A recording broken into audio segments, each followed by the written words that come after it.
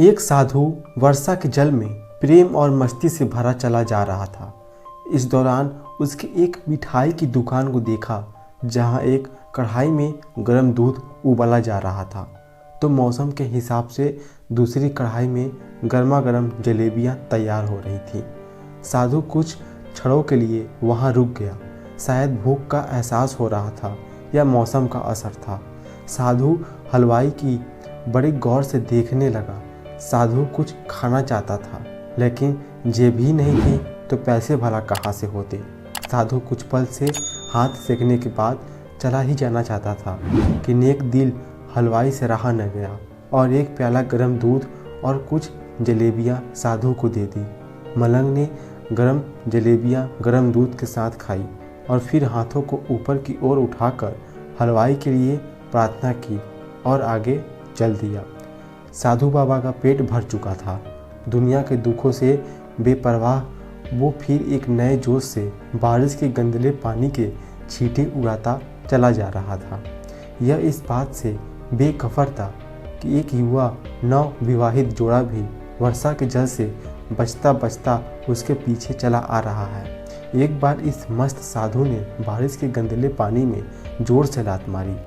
बारिश का पानी उड़ता हुआ सीधा पीछे आने वाली युवती के कपड़ों को भिगो गया और उस औरत के कीमती कपड़े कीचड़ से लथपथ हो गए। उसके युवा पति से यह बात बर्दाश्त नहीं हुई, इसलिए वह आस्तीन चढ़ाकर आगे बढ़ा और साधु के कपड़ों को पकड़कर खींचकर कहने लगा, अंधा है, तुमको नजर नहीं आता? तेरी हरकत की वजह से मेरी पत्नी के कपड़े गीले हो गए हैं और कीचड़ से भर गए हैं। साधु हक्का बक्का सा खड़ा था, जबकि इस युवा को साधु का चुप रहना नाखुशगवार गुजर रहा था। महिला ने आगे बढ़कर युवा के हाथों से साधु को छुड़ाना भी चाहा, लेकिन युवा की आंखों से निकलती नफरत की चिंगारी देख वह भी पीछे खिसकने पर मजबूर हो गई। राह चलते राहगीर भी उदासीनता से यह सब दृश्य देख रहे थे, लेकिन युवा के गुस्से को देखकर किसी में इतनी हिम्मत नहीं हुई कि उसे रोक पाते और आखिर जवानी की नशे में चूर इस युवक ने एक जोरदार थप्पड़ साधु के चेहरे पर जड़ दिया। बूढ़ा मलंग थप्पड़ की ताबा न झेलता हुआ लड़खड़ाता हुआ कीचड़ में जा गिरा।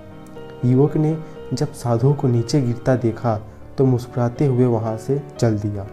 बूढ़े साधु ने आकाश की ओर देखा और उसके ओंठों से निकला, वाह मेरे भगवान, कभी गरम दूध जलेबियाँ और कभी गरम थप्पड़, लेकिन तू अगर चाहे मुझे भी वही पसंद है। यह कहता हुआ वह एक बार फिर अपने रास्ते पर चल दिया। दूसरी ओर वह युवा जोड़ा अपनी मस्ती को समर्पित अपनी मंजिल की ओर अग्रसर हो गया। थोड़ी ही दूर चलने के बाद वे एक मकान के सामने पहुंचकर रुक गए। वे अपने घर पहुंच गए थे। युवा अपनी जेब से चाबी निकालकर अपनी पत्नी से हंसी मजाक करते हुए ऊपर घर की सीढ़ियां तय कर रहा था। बारिश के कारण सीढ़ियों पर फिसलने हो गई थी। अचानक युवा का पैर फिसल गया और वह सीढ़ियों से नीचे गिरने लगा। महिला ने शोर मचाकर लोगों का ध्यान पति की ओर आकर्षित करने लगी, जिसकी वजह से उसके संबंधी और दूसरे लोग तत्काल सहायता के लिए युवक की ओर लपके और अस्पताल ले गए। युवक का सिर फट गया था और कुछ ही देर में ज़्यादा खून बहने लगा। लोगों ने दूर से आते साधु बाबा को देखा तो आपस में कानाफूसी होने लगी कि निश्चित रूप से इस साधु बाबा ने थप्पड़ खाकर युवा को शराब दिया है, तभी उसे चोट लगी है। दूसरे युवकों ने यह बात सुनकर साधु बाबा को घेर लिया। एक युवक कहने लगा कि आप कैसे भगवान के भक्त हैं जो केवल एक थप्पड़ के कारण युवा को शराब दे बैठे। भगवान के भक्त में रोष व गुस्सा हरगिज नहीं होता। आप तो जरा सी असुविधा पर भी धैर्य न कर सके। साधु बाबा कहने लगा, भगवान की कसम, मैंने इस युवा को शराब नहीं दिया। अगर आपने शराब नहीं दिया तो ऐसा नौजवान युवा सीढ़ियों से कैसे गिरा कि उसे इतनी गंभीर चोट आई। तभी साधु बाबा ने दर्शकों से एक अनोखा सवाल किया, आप में से कोई इस सब घटना का चश्मदीद गवाह मौजूद है? एक युवक ने आगे बढ़कर कहा, हाँ, मैं इस घटना का चश्मदीद गवाह हूँ। साधु ने अगला सवाल किया, मेरे कदमों से जो कीचड़ उछला था, क्या उसने युवा के कपड़ों को दागी किया था? युवा बोला, नहीं, लेकिन महिला के कपड़े जरूर खराब हुए। मलंग ने पूछा, फिर युवक ने मुझे क्यों मारा? युवक कहने लगा, क्योंकि यह युवा इस महिला का प्रेमी था और यह बर्दाश्त नहीं कर सकता कि कोई उसके प्रेमी के कपड़ों को गंदा करे, इसलिए उस युवक ने आपको मारा। युवक की बात सुनकर साधु बाबा ने एक जोरदार ठहाका बुलंद किया और यह कहता हुआ वहाँ से विदा हो गया। तो भगवान की कसम, मैंने शराब कभी किसी को नहीं दिया, लेकिन कोई है जो मुझसे प्रेम रखता है। अगर उसका यार सहन नहीं कर सका तो मेरे यार प्रभु को कैसे बर्दाश्त होगा कि कोई मुझे मारे।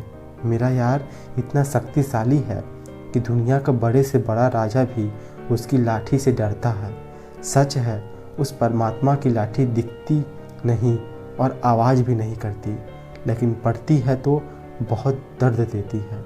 अपने धन, यौवन और पद का अहंकार दूसरे को चोट पहुंचाने का कारण बनता है, किंतु जब समय का चक्र हमारी तरफ घूमता है तो हमारा कष्टों का दौर शुरू हो जाता है।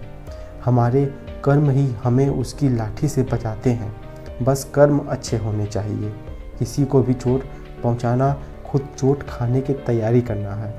हमें अपने गलत कर्मों से डरना चाहिए, क्योंकि ईश्वर की लाठी में आवाज़ नहीं होती है। धन्यवाद दोस्तों। कहानी अगर आपको पसंद आई होगी तो वीडियो को एक लाइक ज़रूर कीजिएगा और हमारे चैनल में नए हैं तो सब्सक्राइब जरूर।